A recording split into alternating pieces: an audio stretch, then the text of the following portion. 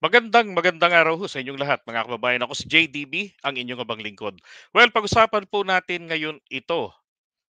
Content po kay Apollo Kibuloy, eh, alam niyo ho, ito ho ay malaki ang tsansa na posible po itong mabaliwala lamang.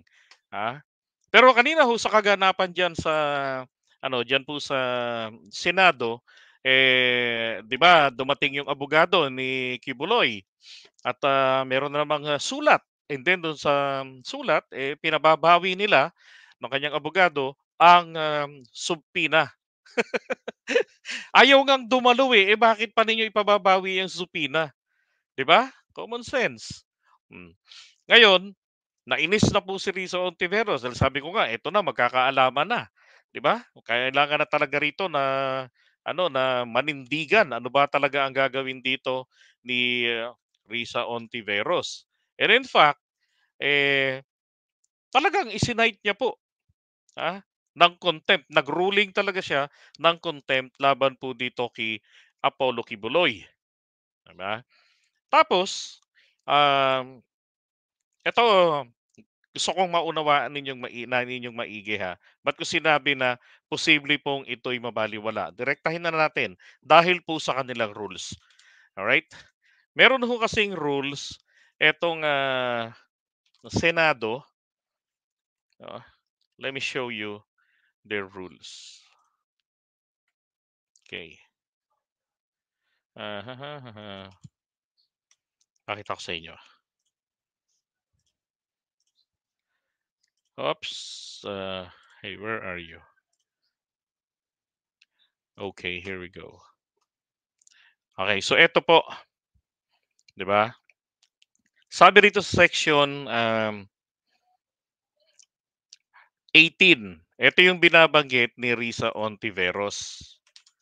Yan. At dahil I'm sure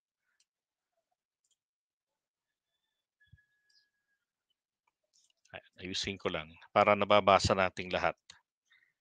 Okay, so ito. Ang sabi po rito ay ganire. Ay, ayaw lumiit. A contempt, ayan, ayan, contempt, section 18. Ito yung pinagtatalunan nila ni not really pinagtatalunan. Ito yung nagamit. Alam kong planado po itong ginawang pagharang ni Robin Padilla. Pero nandito rin po kasi yung butas. Okay? Sabi rito the chairman with the concurrence of at least one, okay, member of the committee. Ilan po ang requirements, mga kapatid?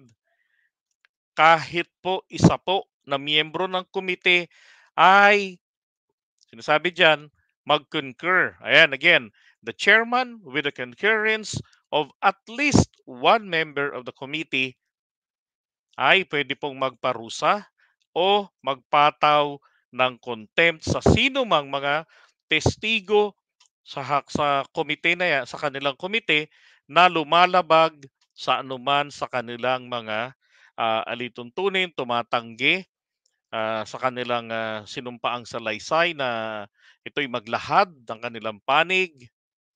Okay? Ibig sabihin po non-cooperative or ah, nagsisinungaling po or umiiwas. Yan. So, sinasabi ngayon dito, sa bisa naman daw po ng majority of all the members of the committee. So, ito hong committee na to, meron po itong 11 miyembro. 10 miyembro at isa pong chairperson si Risa Ontiveros. So majority daw po nila. So kung 11 ito, kailangan pong makuha nila rito ay 6, 'di ba? 11 eh.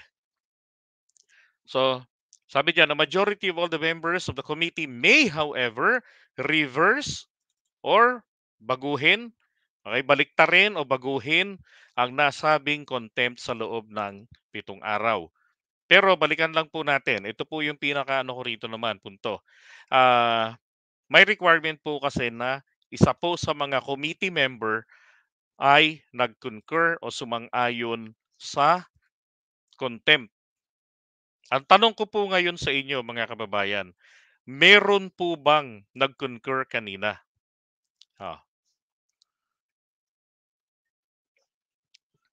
'di ba? Meron bang concurrence? Alam niyo ho,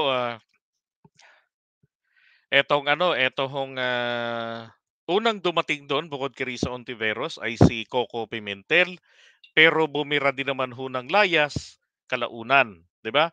Parang ang pagkakaintindi ko bago pa ma-cite in contempt si Kibuloy, wala na po siya, umalis na, 'di ba? So ngayon, nung umalis siya, saka naman po, ayan na, nagtanong siya nung update dun sa subpoena hanggang sa ito na-rule na, nagkaroon na ng ruling, citing Apollo Kibuloy in contempt. At dahil po diyan sa failure na magkaroon po ng isang concurrence, pwede po nilang questionin 'yan sa Senado mismo rin na mapawalang o talagang madeklara ito na void ab initio. However, sabi ko po kanina, ay meron pa rin naman pong pamamaraan para po maging valid 'yan in case na hindi po nila magawa ang reversal. Papaano po 'yun?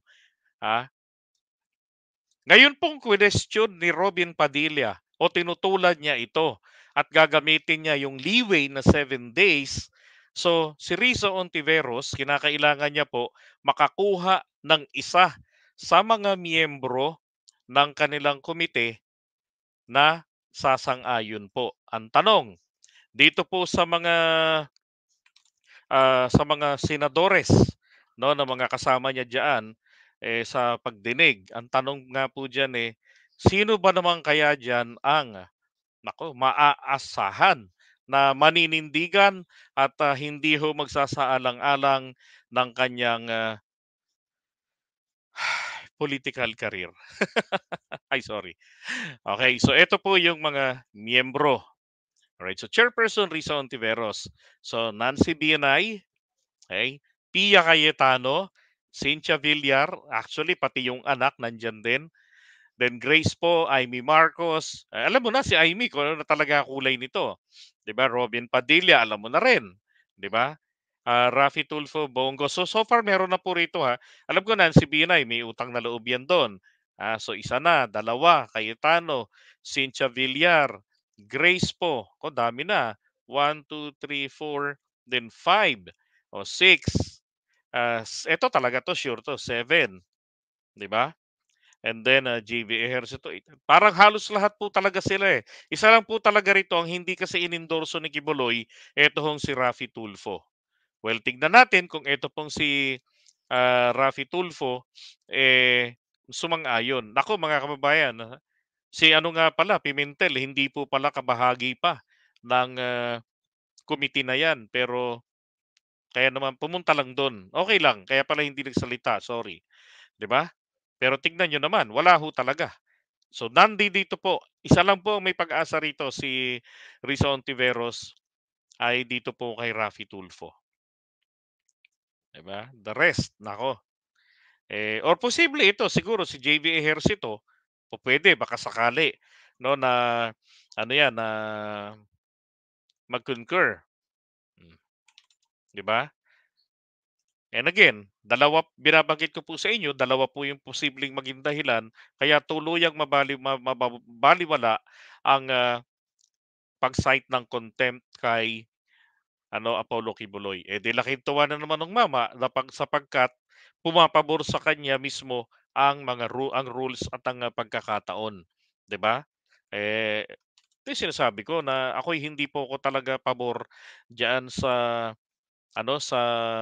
naaabuso yung prinsipyo ng separation of church and state. 'Di ba? Nagkakaroon lamang po tatanungin ko na naman po kayo, quiz tayo palagi rito. Kailan po nangyayari ang separation of church and state? Sino nakakaalam paki-comment po, 'di ba? Meron pong isang pangyayari na nagkakaroon po talaga 'yan. Absolute, nagkakaroon po talaga ng or kung hindi man absolute, pero sabihin natin 95% nangyayari po yung separation of church and the state. Okay? Yan po ay nangyayari pagdating po sa buwis. Ang mga simbahan, exempted lahat sila, ang mga foundation nila, ayan, yung mga eskwelahan nila, basta't kanilang pag-aari, libre po yan sa buwis. Samantalang tayo, toothpick na nga lang ang binili natin, wala tayong magawa para magpa-exempt sa buwis. Naka-inject. O kaya yung atin pong, income tax, 'di ba? 'Pag lumagpas ka roon sa, bracket, then you need to pay. Automatic kaltas. Pero 'tong mga 'to, automatic, wala pong bayad-bayad sa buwis. Yan lang po. Pero pagdating sa politika, nakikinabang pa rin po itong mga, religious leaders. O katulad nito, naaabuso tuloy, 'di ba? Alam niyo, kahit po naman sana may tinatanaw silang utang na loob, 'di ba? Sabi ni Zoe, "Oy, very good." 'Yan, oh, kay Robert PT. Oh, and then sabi ni Zoe, "Ang galing ng strategy ni Cubes, tago-tago lang strategy."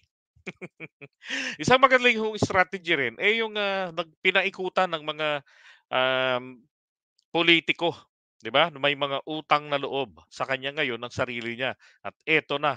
Dito rin po naman natin makikita ang kanilang paninindigan. Bakit kamo? Etong mga 'to, hindi po kasi pinagbabawal ng rules nila na kapag hindi ka dumadalo sa inyong mga pagdinig, then automatically nawawalan ka na ng karapatan na mag-participate sa anumang bahagi, o kagaya ng pagboto o pag-oppose, 'di ba?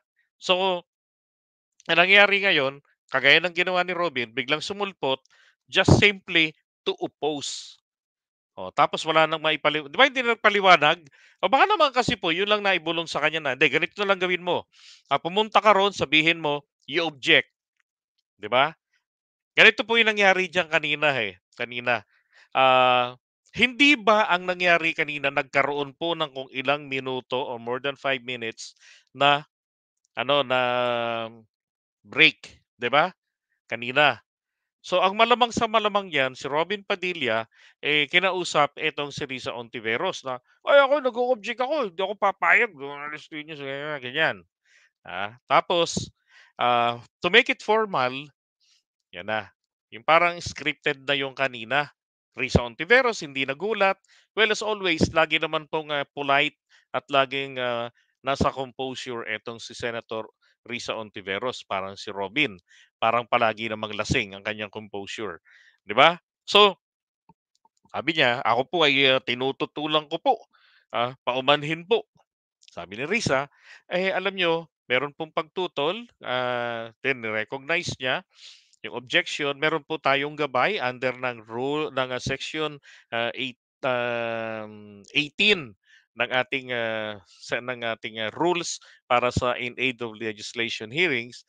Sabi niya, "So, pupuwede via majority vote of all the members of this committee may reverse or modify blah, blah, blah." Sabi ni Risa, 'di ba? Pero alam niyo ho, eto na lang, sana po kahit itong mga 'to ay may utang na loob kay Kibuloy, dapat po ang isipin po nila ang kapakanan ng taong bayan. Hindi ho yung, pinagkakautangan nila ng loob, 'di ba? Para sa kanilang, pangsariling, ganansya sa araw ng halalan. Maring yang mga yan po ay hindi po humaharap sa pagdinig. Maging eto pong si Idol na sobra namang ngaw-ngaw pero 'di ba?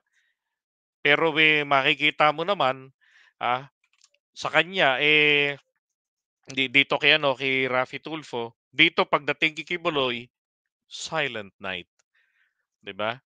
Nancy Binay, naku, gano'n din. Pia Cayetano, 'di ba lahat-lahat ng mga nandito po sa listahan, wala ho talaga sila, hindi ho talaga sila nagpapakita. Meron pa 'yan, tanggalin ko lang 'to. Um, Ayan, oh, si JV Ejercito, um, Mark Villar, 'di ba? Yang mga 'yan, hindi po nagsisidalo 'yan dito sa hearing ng committee nila. Pero puwede ho silang bumoto. Walang iya.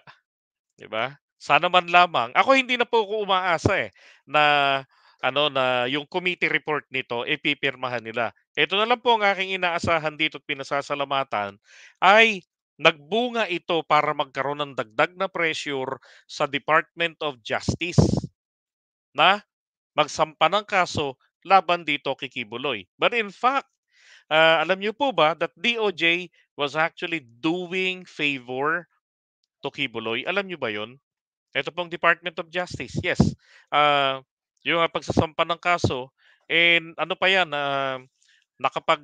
dagdag pa ito, actually nga nakatulong pa nga ito kay Apollo Kibuloy, eh. Ano po ba sa palagay ninyo, bakit po yung pagsasampa ng kaso na 'yan nakatulong pa? Hindi ba't sa rules ng, extradition, eh, kapagka mayroong kaparehong kaso, hindi po ma-e-extradite? So ano ba 'to, ginogoyo ba tayo rito ni ano, ni Boying Rimulya rin, 'di ba? Eto abangan natin, sana hindi niya po i-dismiss yung, kasong rape. Kasi yung mga pinalusot niya, yung mga pinapasampa niya ng kaso, eh, ano 'to, eh, maliliit lang 'yan, eh, kung tutuusin kumpara sa rape. Qualified trafficking, um, yung child abuse, 'di ba? Wala, maliliit yang mga 'yan. Kinakailangan diyan, eh, eto pong mabigat na kaso. Anong, papaanong naging double jeopardy? Paki-explain po, 'di ba? Paki-explain po, paano po naging double jeopardy? Oh, and then ngayon, going back dito naman po sa ating, magagaling na mga senadores, Diyos mio, sabi ni Robin kanina, ipagpaumanhin na po ninyo. Akin pong tinututulan ng naging pasya na ma-contempt si Pastor Kibuloy. With all due respect, walang hiya, sabay himas ng bigots, 'di ba? Oh. Yan. Ito naman sabi ni Riza, pursuant to Section 18 of the Rules of the Senate, as chair of the committee with the concurrence of one member here with me, kaso wala namang one member dun, with her, I cite in contempt Apollo Carion Kibuloy for his refusal to be sworn or to testify before this investigation. This committee requests the Senate President to order his arrest so that he may be brought to testify. Yan. Diba? Okay, so ngayon, hindi na sumagot, si Robert. Pero explain ko na lamang po, kung tinutukoy niyo po na ito po ay, double jeopardy sapagkat, ang kaso pong ito yung, na-dismiss, actually limang kaso 'yan, eh, na-dismiss po ng, Davao City, prosecutors, 'di ba? Eh, sabi na nga po ni Boyeng Rimulya mismo, napakahirap magsampa ng kaso dun mismo sa lugar, na kung saan, eh, malakas ang iyong inirereklamo. Tama naman po 'yun. That is, immoral for the fiscal, for the prosecutor to accept. Dapat, um, ni-refer nila ito sa DOJ head office para sila mismo ngayon ang magrekomenda na ilipat sa neutral ground ang kaso. For example, somewhere in the Visayas region or somewhere in Luzon. At yun na nga po ang utos ni DOJ Secretary, isampa niyo yung kaso and then later on we will be requesting the transfer of the case in Manila. Tama po 'yun, 'di ba? Oh, ay nako, alam niyo ganyan talaga kapagka masyado kang malakas at, maraming mga may utang na loob sa'yo, naku, eto hong mga 'to ay magkukumahog pa po.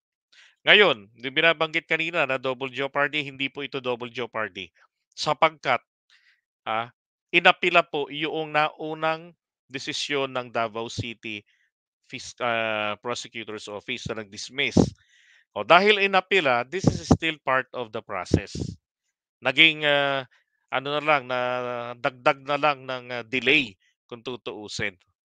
Hmm, okey, wala ho 'yun. Kasi ang, double jeopardy ay nadesisyonan hanggang sa naging, with the, finality na, pero binuksan uli nang wala man lamang pong bago o matibay na ebidensya na makakapagpabago ng, takbo ng kaso.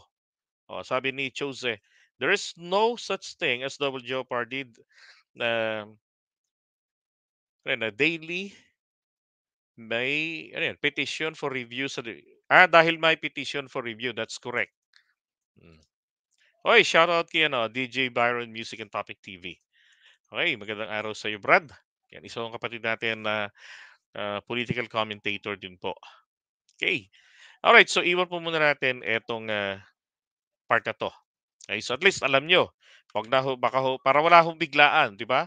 And again, meron pong way para po 'yan maging valid, meron pong, 7 days si Risa Ontiveros din na kumuha po ng isa na magko-concur sa kanyang pag-cite ng contempt. Sapagkat diyan po sa rules nila wala pong requirements kailan ka dapat makakuha.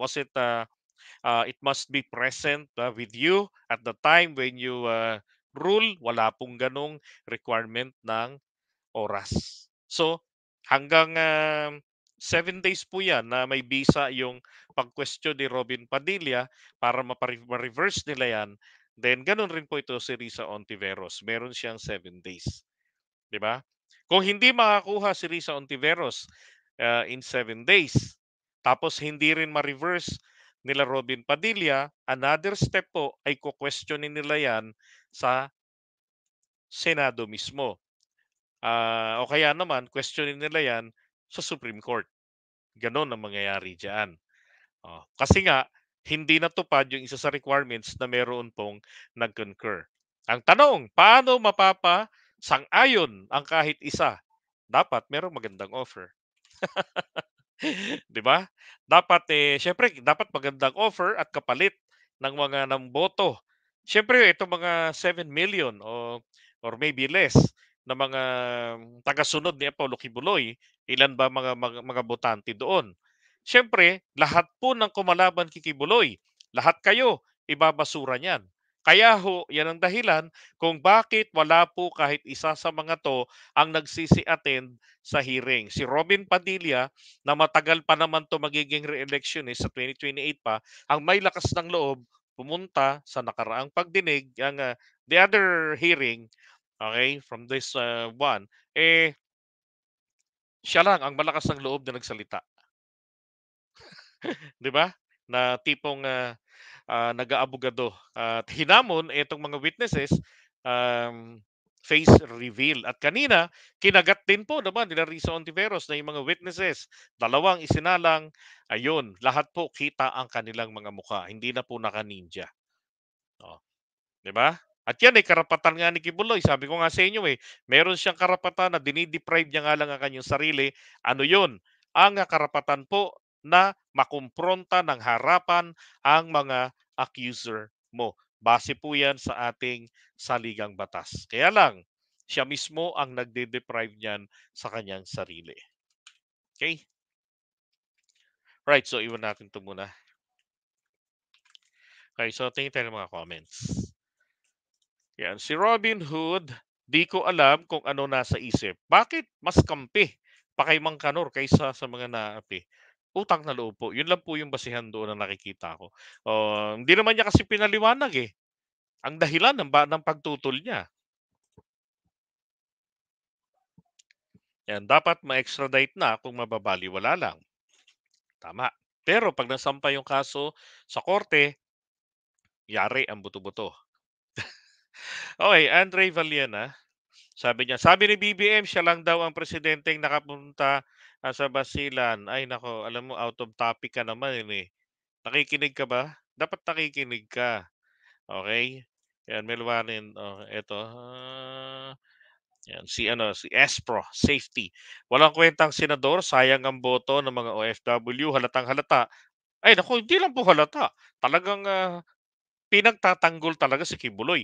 Bago pa lamang magkaroon ng pagdinig Sinabi na niya na ano na marami na silang na-encounter ng mga witnesses na kung saan po hindi ka panipaniwala, hindi nagsasabi ng totoo, 'di ba? So meron na ho siyang prejudgment sa mga magiging witnesses po diyan sa Senado. Okay, from DJ Byron. Pag si Senyor Aguila dapat uma-attend ng Senate hearing. Pag si Pastor Canor, hindi pwede. Tapos i-object by Senator Binoy, tibay ng buka, di ba? Tibay nga ng festlock. What the heck? Alright, from Gardo Zapian. Hatol ng Diyos ang tatapos dyan. Alam nyo, kailan kaya yun Dapat po mag-isip-isip yan ni Kibuloy. Dahil blasphemy ang ginagawa niya. Oy, amazing. Sabi niya, "Mukhang mali ata itong channel na pasukan ko. Unsubscribe, sorry." Okay, bye po. Alright, from Chose. Yan, kung sino mang senator ang mag-object, sila ay sumasang-ayon sa kalokohan ni appointed son of perdition. Yeah, dapat totoo po 'yun, 'di ba? Okay, from Efren Reyes, sa US siguradong shoot siya sa kulungan, oo. Pagka ano ho, yung mga kaso na tawag diyan, etong, rape, naku yari 'to. You know, Kibuloy waived his right to due process which he claimed he was denied. Ayun na nga, eh. Tapos sigaw ng sigaw yung mga miyembro, hustisya, hustisya, 'di ba? Sila pa nga itong matino sumigaw ng hustisya.